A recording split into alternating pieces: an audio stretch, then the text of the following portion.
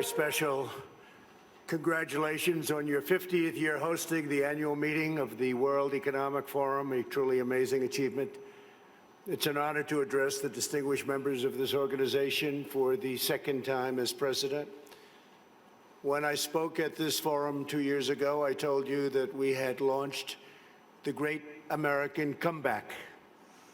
Today, I'm proud to declare that the United States is in the midst of an economic boom, the likes of which the world has never seen before. We've regained our stride, rediscovered our spirit, and reawakened the powerful machinery of American enterprise. America is thriving, America is flourishing, and yes, America is winning again like never before. Just last week alone, the United States concluded 2 extraordinary trade deals, the agreement with China and the United States, Mexico-Canada agreement, the 2 biggest trade deals ever made.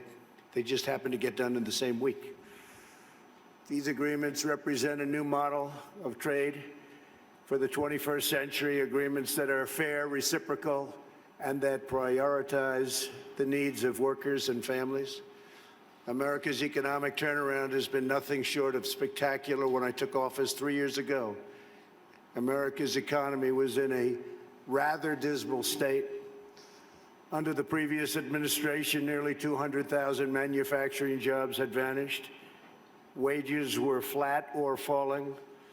Almost 5 million more Americans had left the labor force than had gotten jobs, and more than 10 million people had been added to the food stamp rolls. The experts predicted a decade of very, very slow growth, or maybe even negative growth, high unemployment and a dwindling workforce, and very much a shrinking middle class. Millions of hardworking, ordinary citizens felt neglected, betrayed, forgotten. They were rapidly losing faith in the system. Before my presidency began, the outlook for many nations was bleak. Top economists warned of a protracted worldwide recession. The World Bank lowered its projections for global growth to a number that nobody wanted to even think about. Pessimism had taken root deep in the minds of leading thinkers, business leaders, and policymakers. Yet despite all of the cynics, I had never been more confident in America's future.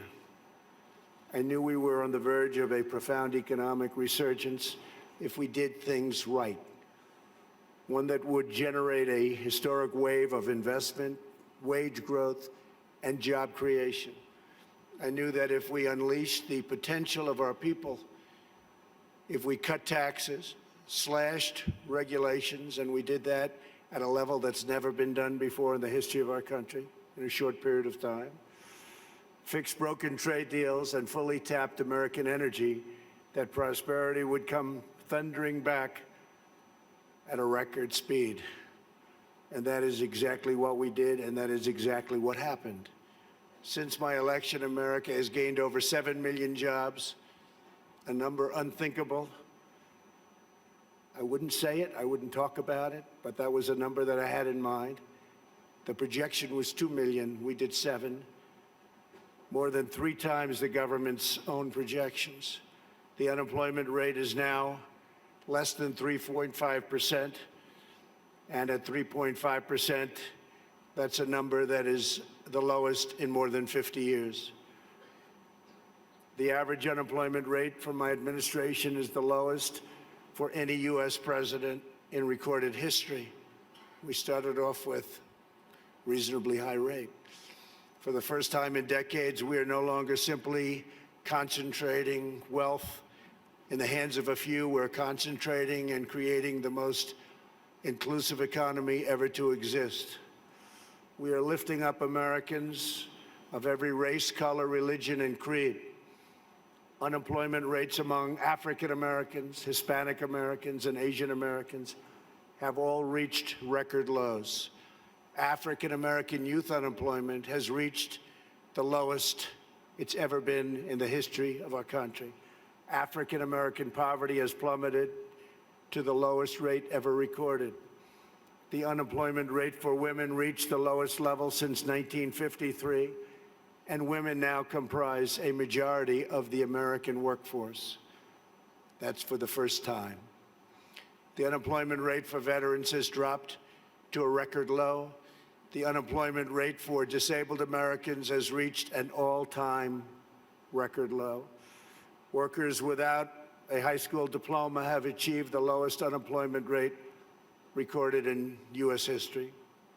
Wages are rising across the board, and those at the bottom of the income ladder are enjoying the percentage by far largest gains. Workers' wages are now growing faster than management wages. Earnings growth for the bottom 10% is outpacing the top 10%, something that has not happened. Paychecks for high school graduates are rising faster than for college graduates. Young Americans just entering the workforce are also sharing in America's extraordinary prosperity. Since I took office, more than 2 million millennials have gotten jobs, and their wages have grown by nearly 5% annually, a number that was unthinkable. Nobody would have ever thought it was possible 3 years ago. A record number of Americans between the ages of 25 and 34 are now working.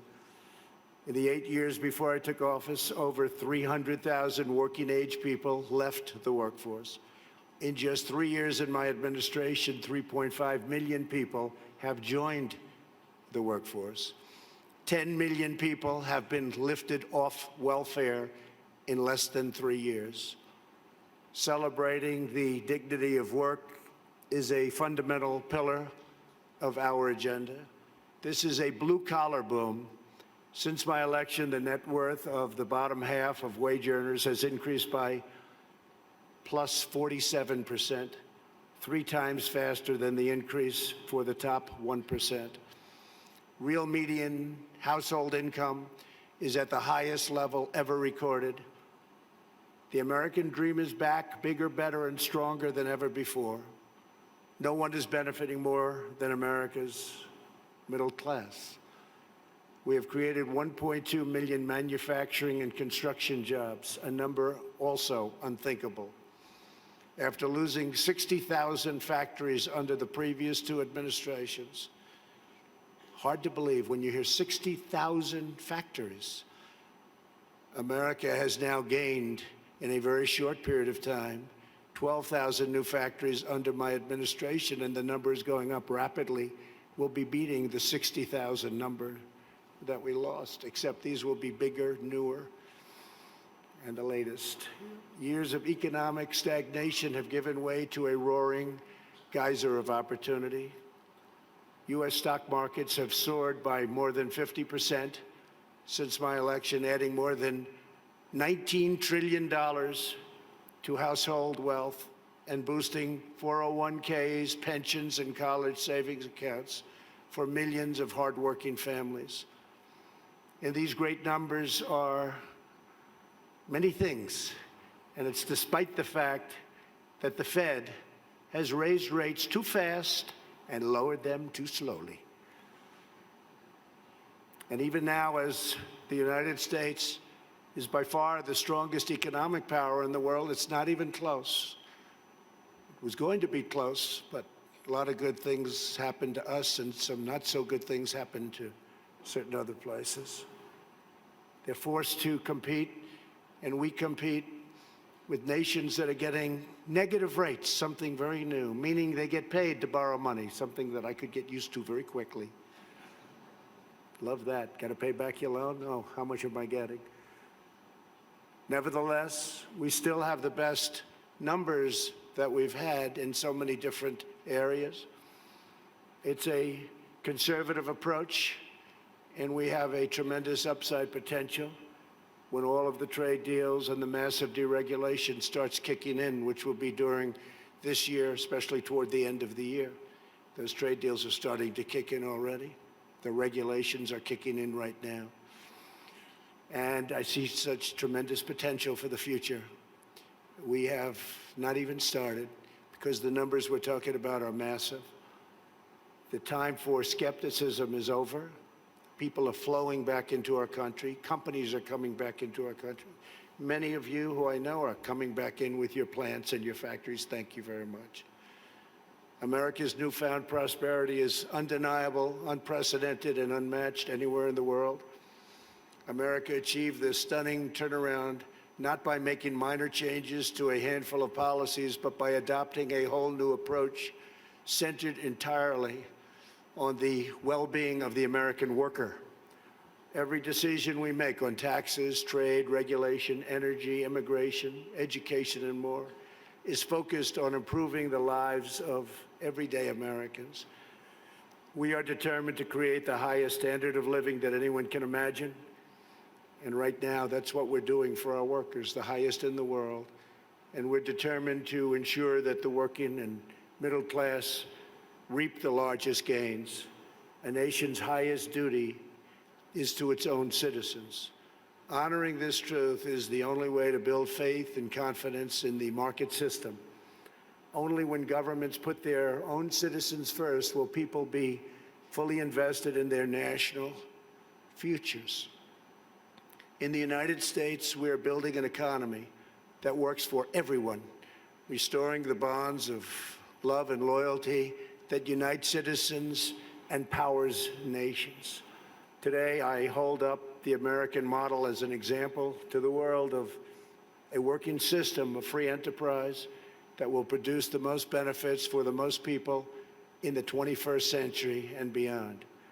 A pro-worker, pro-citizen, pro-family agenda demonstrates how a nation can thrive when its communities, its companies, its government, and its people work together for the good of the whole nation. As part of this new vision, we passed the largest package of tax cuts and reforms in American history. We doubled the child tax credit, benefiting 40 million American families, and lifting 650,000 single mothers and their 1 million children out of poverty, and out of poverty quickly. We passed the first ever tax credit for employers who provide paid paternal leave for employees earning $72,000 or less annually, and passed paid family leave for government employees as a model for the country. We made child care much more affordable and reduced or eliminated child care wait lists all across the nation. Our child care reforms are supporting working parents and ensuring their children have access to high-quality care and education, all of which they very much deserve. We lowered our business tax from the highest in the developed world down to one that's not only competitive, but one of the lower taxes. We created nearly 9,000 opportunity zones in distressed communities where capital gains on long-term investments are now taxed at zero, and tremendous wealth is pouring into areas that for 100 years saw nothing. The 35 million Americans who live in these areas have already seen their home values rise by more than $22 billion. My administration has also made historic investments in historically black colleges and universities. I saved HBCUs. We saved them. They were going out, and we saved them. We're removing roadblocks to success and rewarding businesses that invest in workers, families, and communities. We've also launched the most ambitious campaign in history to reduce job-killing regulations. For every new regulation adopted, we are removing 8 old regulations, which will save an average of American households about $3,100 per year. It was going to be for every one, we do 2, but we were able to lift that to 8, and we think that's going to go quite a bit higher. We still have a way to go. Today, I urge other nations to follow our example and liberate your citizens from the crushing weight of bureaucracy. With that, you have to run your own countries the way you want. We are also restoring the constitutional rule of law in America, which is essential to our economy, our liberty, and our future. And that's why we've appointed over 190 federal judges, a record, to interpret the law as written. 190 federal judges, think of that, and 2 Supreme Court judges. As a result of our efforts, investment is pouring into our country. In the first half of 2019, the United States attracted nearly 1/4 of all foreign direct investment in the world. Think of that. 25% of all foreign investment all over the world came into the United States, and that number is increasing rapidly. To every business looking for a place where they are free to invest, build, thrive, innovate, and succeed, there is no better place on earth than the United States. As a central part of our commitment to building an inclusive society, we established the National Council for the American Worker. We want every citizen, regardless of age or background, to have the cutting-edge skills to compete and succeed in tomorrow's workplace. This includes critical industries like artificial intelligence, quantum computing, and 5G. Under Ivanka's leadership, who's with us today, our pledge to America's workers has become a full-blown national movement with over 400 companies committing to provide new job and training opportunities to already very close to 15 million American students and workers. 15 million. America is making sweeping changes to place workers and their families at the center of our national agenda. Perhaps the most transformative change of all is on trade reform, where we're addressing chronic problems that have been ignored, tolerated, or enabled for decades. Our leaders did nothing about what happened to us on trade. Before I was elected, China's predatory practices were undermining trade for everyone. But no one did anything about it except allow it to keep getting worse and worse and worse. Under my leadership, America confronted the problem head-on. Under our new Phase 1 agreement, Phase 2 is starting negotiations very shortly. China has agreed to substantially do things that they would not have done, measures to protect intellectual property, stop forced technology transfers, remove trade barriers and agricultural goods and on agricultural goods where we were treated so badly, open its financial sector totally, that's done, and maintain a stable currency, all backed by very, very strong enforcement. Our relationship with China right now has probably never been better. We went through a very rough patch, but it's never, ever been better. My relationship with President Xi is an extraordinary one. He's for China, I'm for the U.S., but other than that, we love each other.